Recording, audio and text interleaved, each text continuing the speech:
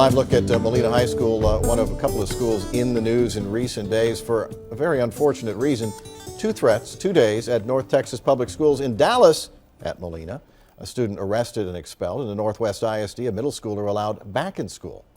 Dallas Attorney Shonn Brown has advice for parents in a case like this. So at the Molina case, first of all, you're talking about an older kid. He was 17 years old, not a middle schooler. And you're talking about a direct threat. I am going to do this. That's right. That's yes. The allegation anyway. That's exactly right. And so in that case, number one, it's not just, he's stating his intent of what he intends to do. And the police have investigated that. And as you know, he was also arrested. And so they have a different circumstance because the criminal action has started taking place in that case. Okay.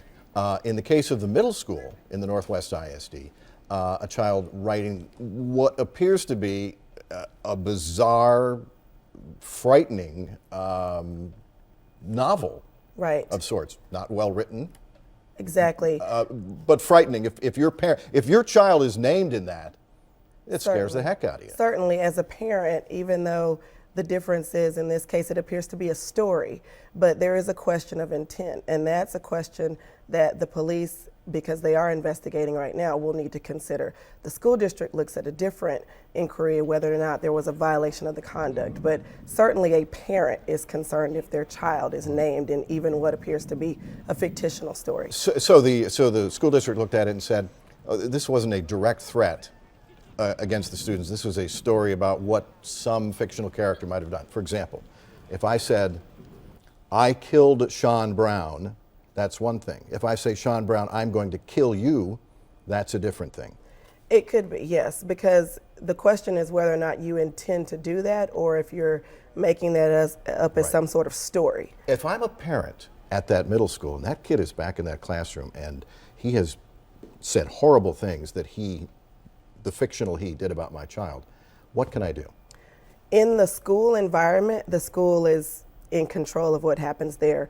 The parents should look to avenues outside of the educational environment, whether or not they can seek some sort of restraining order, seek some sort of action, if they meet the elements to do so, and they can convince a court that that student should not be around their child outside the school environment. My first reaction was, if I were a parent, I would be going to a justice of the peace and walking in and saying, this is what this kid wrote about my child. I don't want him within 1,000 feet of my child. Right. And a judge could do that. The judge could do that if the judge outside the school. If the judge were convinced that you met all the elements, that's right. And you would have to show an immediate threat. I mean, that's one of many things that you have to show to get that.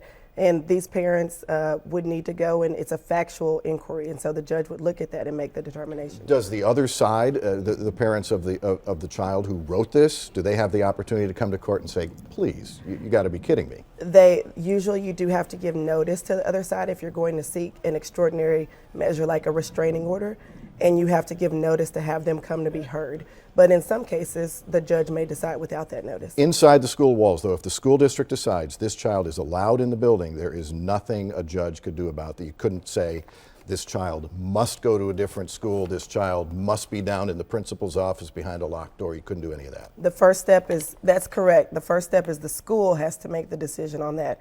And if there is some issue with the school not following their own policies, that would be when the courts become involved. Okay. Thanks so much. Thank you very much. Sorting it out as an attorney and a parent, trying to translate it into English yes, for us. We thank appreciate you. it.